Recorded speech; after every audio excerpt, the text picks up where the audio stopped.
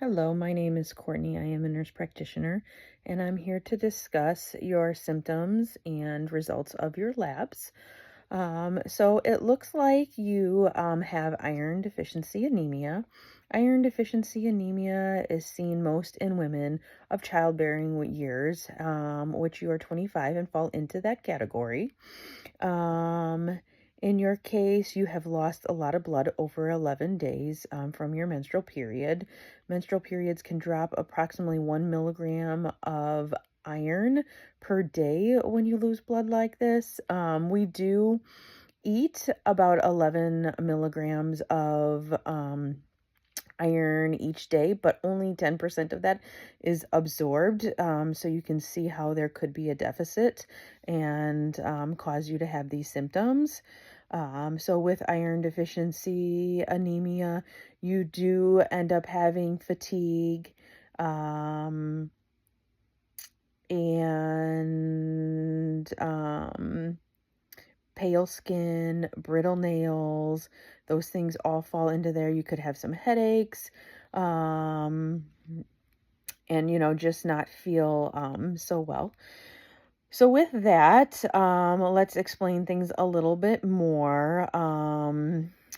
Iron deficiency anemia, what you have is an acquired anemia.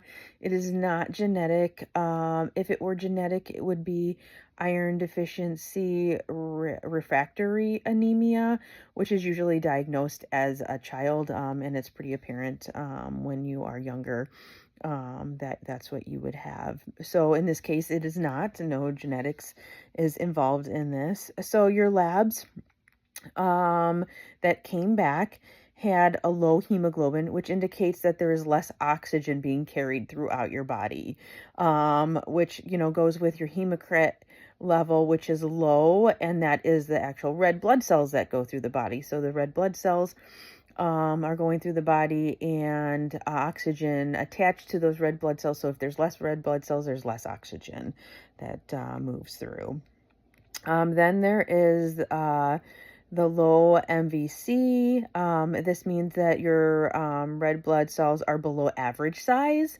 So it has trouble with carrying oxygen and iron. And then you have serum iron levels, which were low, and that means the amount of serum or amount of iron that is flowing through your blood. And then lastly was ferritin. This was high. What this is a protein that the liver produces, and the liver produced more to try to compensate and to increase the iron levels in your body and combat that iron deficiency. So, things to do to help with this iron deficiency is dietary wise, you will want to eat foods high in iron. Some of these foods are your meats, meats that are organ meats, dark poultry meats. You can also go with pastas that are rich in iron, cereals, legumes, beans, broccoli, collard greens, kale, turnip greens. Those are all really high in iron. So those are suggestions of things that you can add into your diet to help with iron deficiency. Other ways of treating iron deficiency is to add an iron supplement.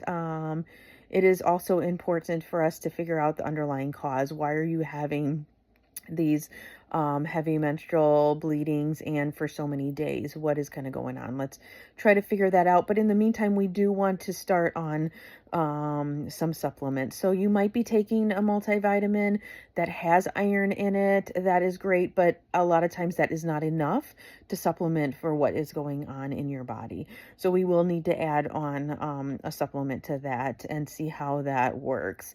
If this is something that we notice is not increasing your iron levels and decreasing this iron deficiency anemia, then it might be possible that we would go into iron infusions.